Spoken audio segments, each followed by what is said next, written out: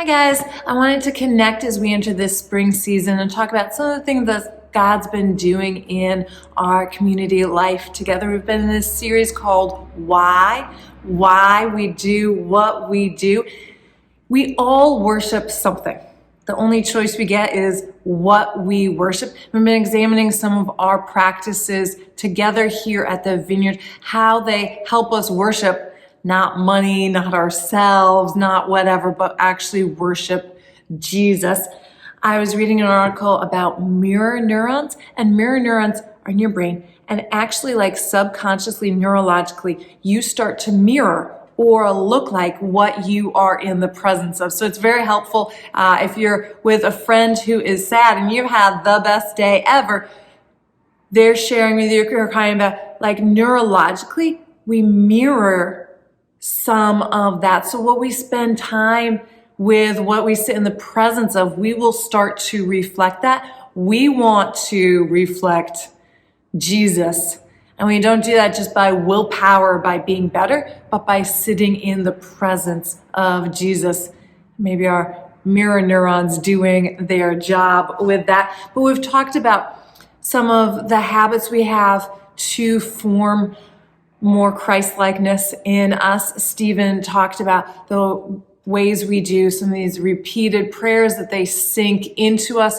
We've talked about the sacraments, receiving communion, baptism, these deep practices that God has given us.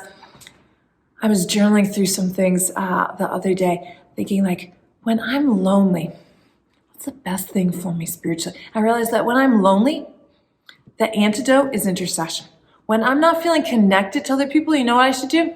Pray for some other people. Pray, bless them, stand with them in solidarity in the things they're going through. I feel so connected and not so alone.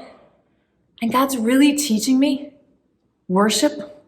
When I'm sad, the best thing for me is worship. Focusing on Jesus, delighting in his goodness, reminding myself of his love and his grace and his power. Just, at least for me anyway, spiritually, I do not feel so sad anymore. But we are all formed by what we focus on. And so we're being intentional about what we're focusing on together as a community, why we do what we do. Of course, this is as a community. None of us can do this alone.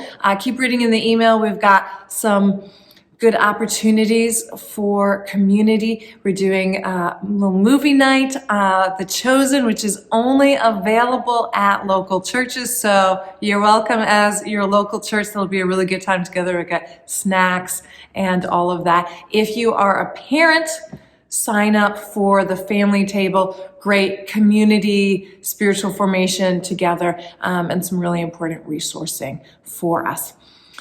So good to do life together, friends.